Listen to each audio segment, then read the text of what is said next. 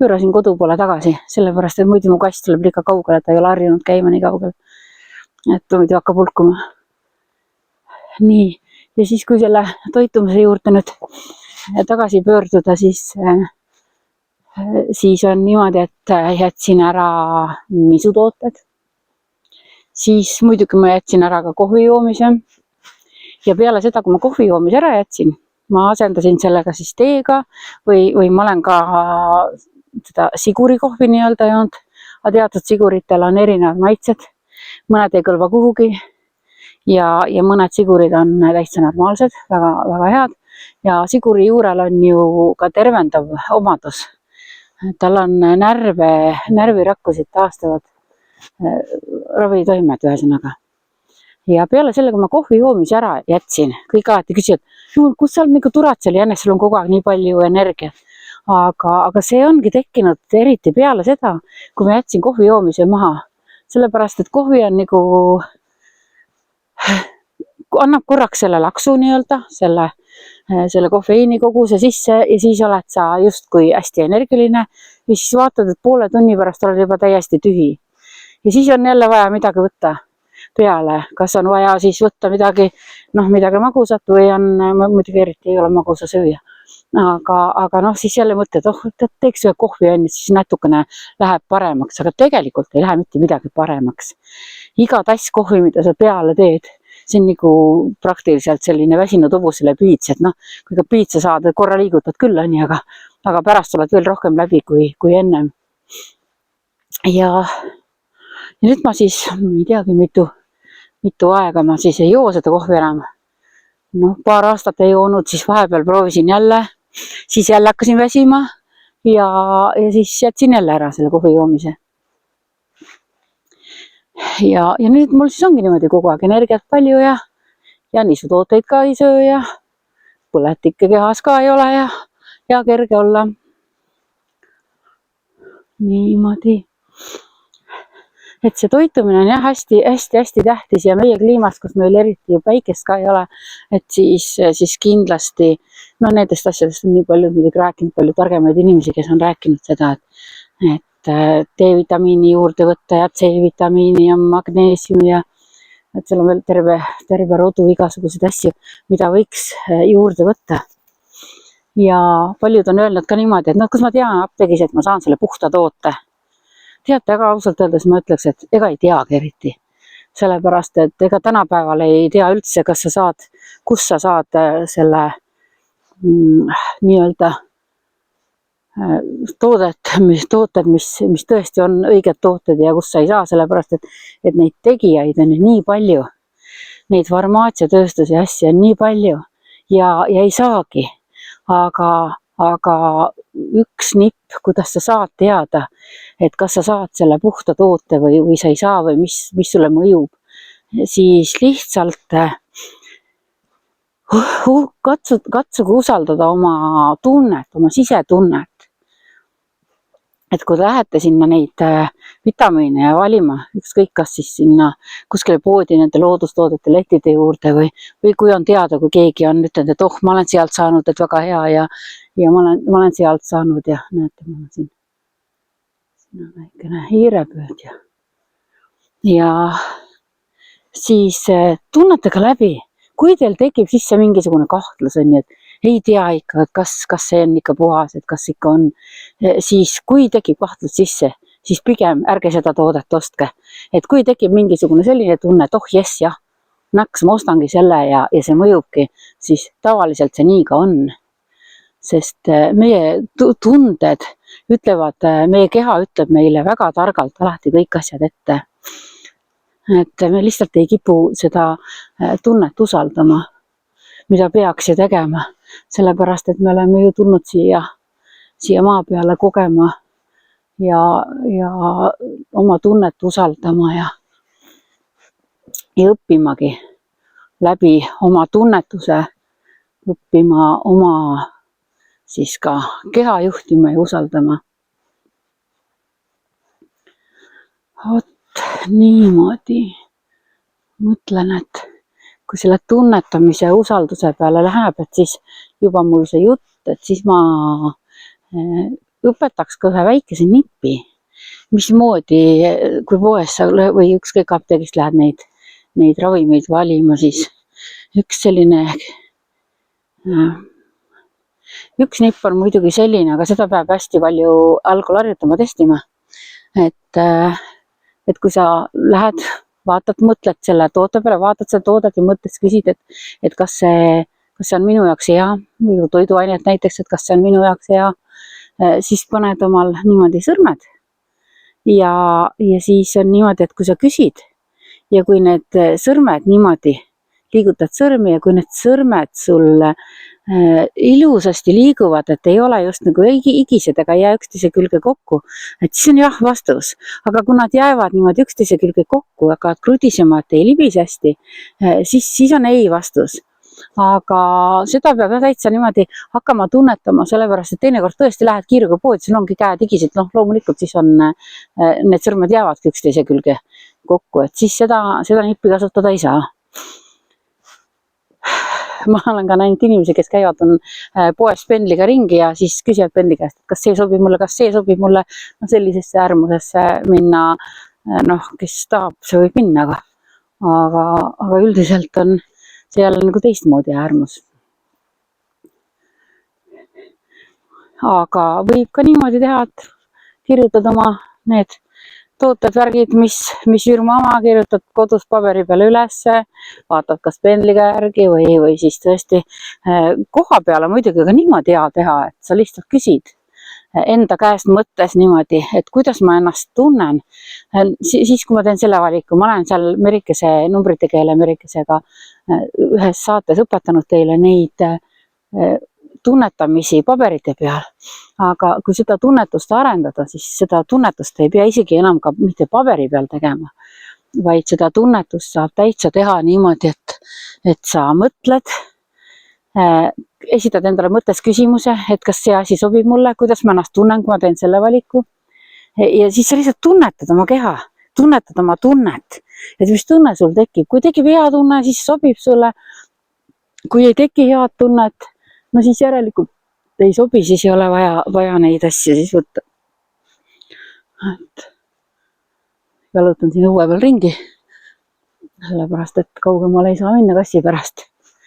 Peaks teinekord tuppa panema kinni, et igas, kui ma jalutama lähen.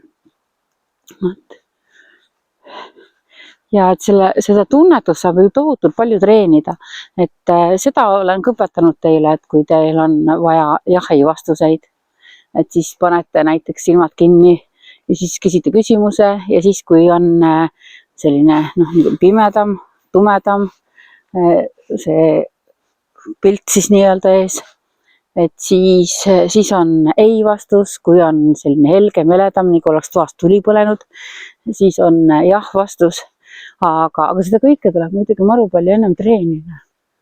Et see sõrme treenimise nipp on selline kergem, lihtsam. Et sellega saaks lihtsamini oma treeningut teha. Aga muidugi jah, kui ei ole seda treenimist ega seda usaldamise teemat ei viitsi või ei taha arendada, mingi aeg kindlasti muidugi on tore, kui arendate. Aga siis on selline hea, kui näiteks vaatad mõni tuttav, kellel tõesti on tervis hea, siis küsid, tunned huvi on ja mis tema on teinud ja mis tema kasutab. Ja siis seda muidugi niimoodi saabki infot, et üks ütleb ühte, soovitab, teine ütleb teist, ja kui sa küsid, et kuidas tunne on, et kas see tõesti on sulle siis aidanud, et kas see on tõesti midagi muutnud sinu jaoks. Ja siis sa näed ju ise ka ära teise olemisest, kui ta on selline elujõudu täis ja siis järelikult ta kasutab neid asju, mis aitavad teda. Et siis võib ju väga hästi ise ka kasutada samu tooteid, samu asju. Niimoodi. Et sellised lookesed. Niimoodi.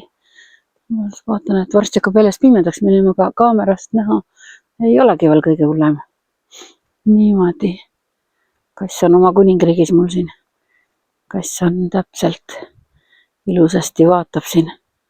Tal on ju hea vaadata, kalu vaadata. Nii, kass siin. Nõnda.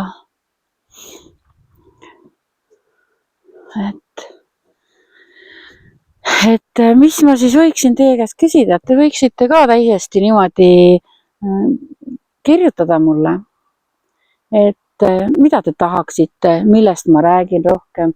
Ma võin teile praktiliselt kõigest rääkida, et millest te tahaksite rohkem teada, kas sellest, kuidas enda meditatsioonides võin hästi palju rääkida, ma võin mingi aeg kindlasti ma teen ka siia kanalile mõned meditatsioonid, mul on tehtud omal kanaldatud meditatsioone ja et siis ma saan teile meditatsioone lugeda siia linti, siis te saate neid järgi teha, et rohkem olekski sellise asja peale läheks välja, et mitte ainult ka eneseareng, mis on ju väga tähtis, aga ka selliseid asju, näiteks igasuguseid kodukaunistamise nippe, igasuguseid asju, kuidas saaksime, no näiteks kui tekib mingisuguse asja tuunimise mõte pähe, mõtled, et tead, see on igav asi, on ju, kui ma olen ise vahepeal teinud mõni igav riietus, siis ma teen, ma tuunin ära need asjad, õmblen uusi asju, siis ma neid kodukujundusi teen, Feng Shuist võin teile rääkida,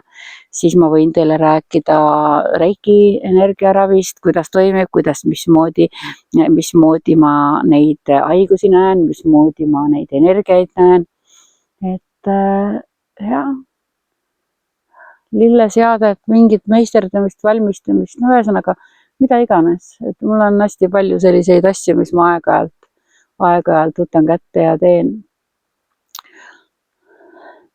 Ja mis mul siin natukene, isegi siin kodus õues natukene tuunitud siin puuotsa on mul tehtud unenäopüüdeid ja asju, aga oota oma elamine, siis teed mida tahad, eks ju. Et kus ma näitan teile siin. Et mul on siin üks unenäopüüdja puuotsas tiigi ääres. Ja siis on, kahjuks ei ole neid üks või kahjuks või õnneks, mul on neid unenäopüüdeid siin natukene rohkem. Nii, see on natukene vihma käes küll, sutsukene juba natukene rääbakas.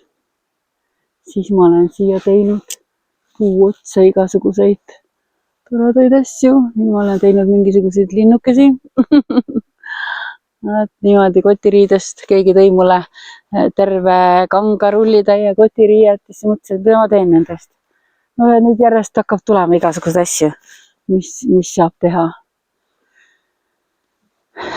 Ja siis kui tuleb nüüd kevade poole või järgmine aasta, eks ma vaatan siis, et ma võin teile ka õpetada mingisuguseid selliseid väikseid nippe, näiteks tavapäraselt korjatakse mingit teatud seeni, on ju, ainult kas siis kes korjab, kui puravike tunneb, on ju, korjab puravike või mul vaatan, et mul vist ei olegi siin rohkem midagi.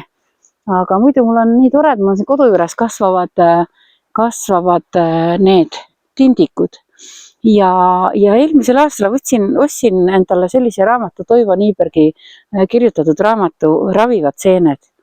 Ja mõtlesin ka, et mis ta ikka mul vedeleb, seal ma natuke loen ka, nii et oma enda õpetaja kunagi olnud.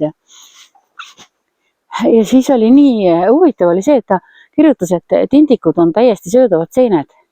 Aga nad ei tohi lihtsalt olla ennem sellised tumedad. Nad peavad olema ilusad valged ja võiga praetult väga ideaalne. Ja olen läbi proovinud. Ja nüüd ma siin oma õues aeg-ajalt jalutan, käin, vaatan, et kas on tindikuid või ei ole tindikuid. Isegi praegust leidsin ühe, kohe vaatan, kas ma saan selle ümber pöörata või saame niimoodi. Nii, vaatame, kas saame siit selle tindiku kätte. Ma vaatan, kuidas ma saan seda kaamerat pöörata. Ega ma päris hästi ei oska ka. Okidoki, vaatame äkki niimoodi saa.